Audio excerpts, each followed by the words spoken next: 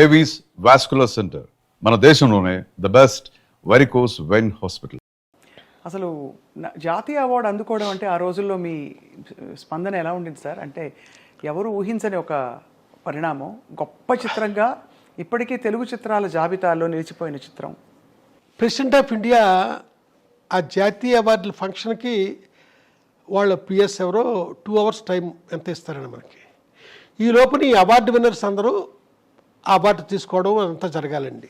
దానికి ఏం చేస్తారంటే అందరికీ తెలుసున్నదే, రిహార్సల్ చేస్తారండి ముందు. అవును అవును, ఇది కూడా అవును, గతంలో చెప్పారు మీరు. అవును, అలా చేసినప్పుడు ప్రతిదీ కౌంటేనండి.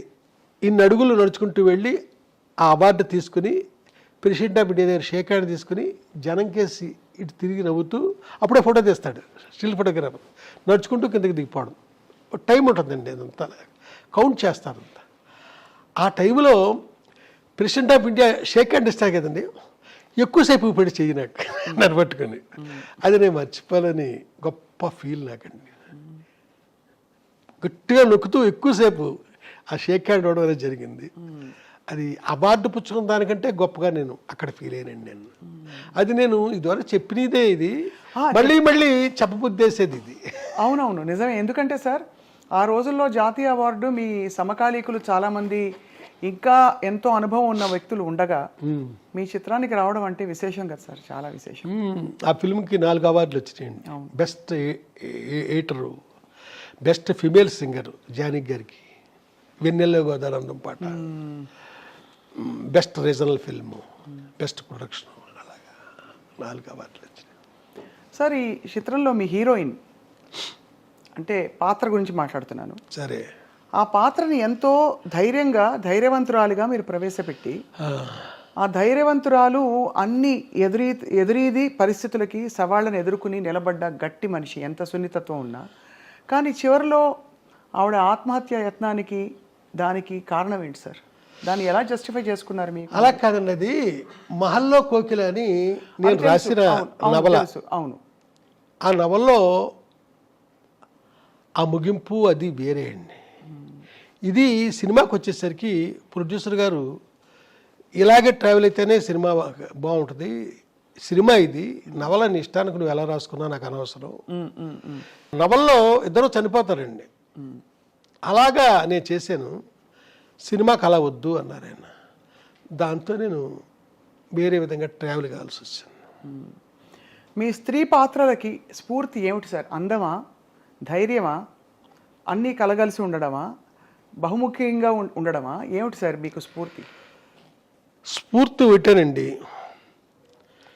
తెలంగాణ సాహిత్యం నా బాల్యంలో నేను చదవడం. అవును, అంతమించిగా నేను ఏమి చెప్పను. తెలంగాణ సంపూర్ణంగా తెలంగాణ సాహిత్యం అంటే సాహిత్యం మొత్తం చదివేశాను నేను. అలాగే తెలంగాణ తర్వాత లత, బుచ్చిబాబు, వీరందరిది కూడా చదువుకుని నేను మద్రాసు వెళ్ళానండి. అప్పుడు తెలంగాణ స్త్రీ గురించి ఆయన రాసింది నా లోపల బాగా పనిచేసిందేమో తెలియదు. నేను ఎక్కడ స్త్రీని అసభ్యంగా చూపించడం కానీ, ఏప్రిల్ విడుదల అనే సినిమాలో భాగ్యం అనే క్యారెక్టర్ ఉంటుందండి. అవును అవును, ఎక్కడ ఇంత సెక్సీగా నేను ఆ మనిషిని చూపించలేదు. నేను ఉట్టి లెగ్ షాట్ కూడా ఎక్కడ కనపడదు మీకు, బట్ మీకు ఆ ఫీల్ ఉంటుంది, చూస్తున్న వాళ్ళకి ఆ ఫీల్ ఉంటుంది, ఆ భాగ్యాన్ని అలాగా అని. బట్ ఎక్కడ మనిషిని నేను అలాగే ఎక్స్పోజ్ చేయనండి. అంతే. అలాగే నేను రాసిన కథల్లో కూడా మీరు ఎక్కడా కూడా ఒక్క శృంగారం కథ రాసినా కూడా స్త్రీని నేను అసభ్యంగా చూపించలేను. అయితే ఈ టైంలో కరెక్ట్ అవునో కాదో నాకు తెలియదు కానీ జయరాజ్ అని ఒక ఆర్టిస్ట్ ఉన్నాడండి, బొమ్మలు వేస్తారు ఆయన, వెరీ సీనియర్ ఆర్టిస్ట్. స్త్రీని గీయడంలో ఆయన మాస్టర్. అయితే ఎలాంటి అమ్మాయిని బొమ్మ గీసాడంటే ఏదో ఒక మూల ఆ సెక్స్ ఉట్టిపడద్దండి, అది అసభ్యంగా ఉండదు, అంత చక్కగా గీస్తాడండి ఆయన. అద్భుతం. ఎక్కడ జయరాజ్ బొమ్మ చూసినా మనం వెతుక్కుంటే కనపడద్దండి అది. ఇక్కడ నా దగ్గరికి వచ్చేసరికి ఎలాంటి స్త్రీ క్యారెక్టర్ అయినా ఒక సభ్యత సంస్కారాలతో ఒక పద్ధతిలో ఆ స్త్రీని చూపించడం నాకు అలవాటు. వంశీ గారి హీరోయిన్ అంటే స్క్రీన్ అంతా కళ్ళే ముందు. అంటే తనను చూపించిన వరకు సరే, కొంతమందిని పొరపాటుగా చూపించాను, కొంతమందిని అలా చూపించకూడదు, అది ఫర్దర్గా తప్పులు చేస్తుంటాం కదా, ఆ తప్పులకు ముందు చేయకూడదేమో. ఏ పాత్రలు మీకు అలా అనిపించాయి సార్ మీ పాత్రల్లో? అంటే కొందరిని ఎలా చూపించకూడదు. ఇప్పుడు చెట్టు కింద ప్లేటర్లో కిన్నెర్ అనే అమ్మాయి ఉందండి, నేనే పరిచయం చేశాను, వాళ్ళని ఇలా చూపించకూడదు. అలాగా మళ్ళీ కనకమహాలక్ష్మి రికార్డ్ డ్యాన్స్ టూప్ అనే సినిమా ఉంది, ఆ హీరోయిన్ చూపించచ్చు, బాగుంటుంది ఆ అమ్మాయి. అమ్మాయిని చాలా విచిత్రంగా నేను ఎలా అంటే, అమ్మాయి లైఫ్లో హీరోయిన్గా ఒకే సినిమా చేసినట్టుందండి. ఏదో తమిళ సినిమాలో చెల్లెలి వేషం వేసిందండి. అది ఏవిఎం వాళ్ళ థియేటర్ ఉంది, ఏవిఎం స్టూడియో వాళ్ళ థియేటర్, అది ఏవిఎం రాజేశ్వరరావు ఏమో గుర్తులేదు, అక్కడ చూశానండి. విశ్వ గారి సినిమా నాకు గుర్తు, చెల్లెలు వేషం వేసింది ఒక అమ్మాయి. ఈ అమ్మాయి బాగుందే, హీరోయిన్ చేసేద్దాం అనుకుని హీరోయిన్ చేస్తాను. ఏం చూసేవారు సార్ అప్పట్లో మీరు హీరోయిన్ కోసం? అంటే ఏ గుణగణాలు ఉంటే ఈ అమ్మాయి నా కథలకి ఇముడుతుంది అని అనిపించేది? అంటే ఏమీ లేదు, నా కథలో నా క్యారెక్టరైజేషను నా మైండ్లో ఉండేదండి, దాన్ని మనసులో పెట్టుకునే వెతుక్కునేవాడిని నేను.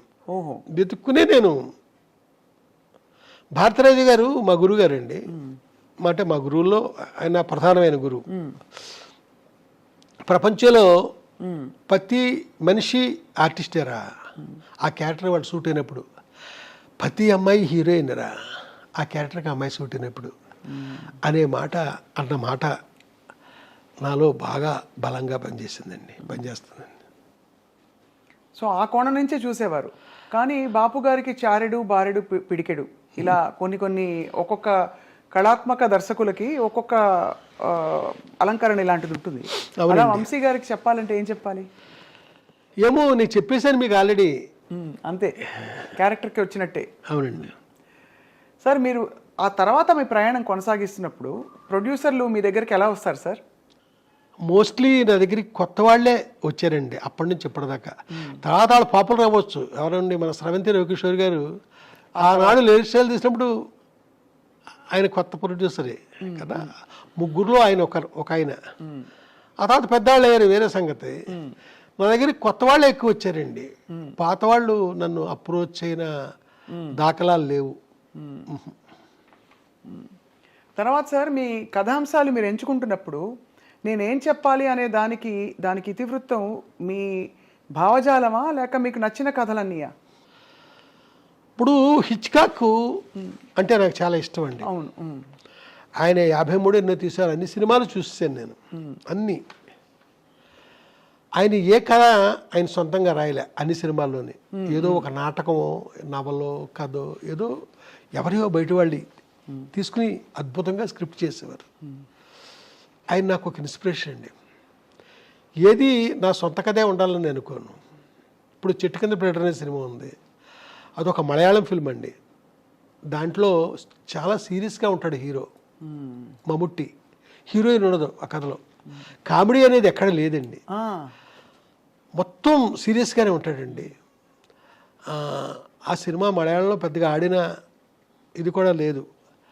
దాన్ని మేము తీసుకుని తెలుగుకి హ్యూమరు అంతా అద్భుతంగా జాయిన్ చేసి, దాంట్లో పాత సామాన్లు కొంటామని ఒక క్యారెక్టర్ ఉంటుందండి, అది మహా అద్భుతంగా ఆ కామెడీ అంతా మేము చేసామండి. చాలా అద్భుతంగా తనికెల భరణి దానికి వర్క్ చేయడం జరిగిందండి. అయితే ఇది అప్రస్తుతమేమో ఇప్పుడు నేను మాట్లాడేది. ఆ చెట్టుకల్లి ప్లేటర్ సినిమా ఆర్ఆర్ జరుగుతున్నప్పుడు ఇళయరాజా గారు నా కేసు చూసి, ఇది కూడా హిట్ అయ్యే సినిమాలాగా ఉందరా అన్నారు. ఎలా అన్నారో మరి. ఆ సినిమాలో ఆ డ్రామా కానీ ఏం కానీ, ఆ ఊర్వశి శరత్ బాబు వాళ్ళ క్యారెక్టర్స్ అదంతా ఆ సినిమా అనుకున్నంతగా ఆడింది. అద్భుతమైన పాటలండి. అంటే నా ప్రతి సినిమాలో పాటలు బాగుంటాయి, అది వేరే సంగతి. దాంట్లో కూడా చాలా బాగుంటాయండి పాటలు, మంచి మంచి పాటలు ఉన్నాయి. ఆ సినిమా ఒక మోస్తరుగా ఆడడానికి కారణం హీరోయిన్ అండి. అవును, వర్కౌట్ అవ్వలేదు. హీరోయిన్ వర్కౌట్ అవ్వలేదు.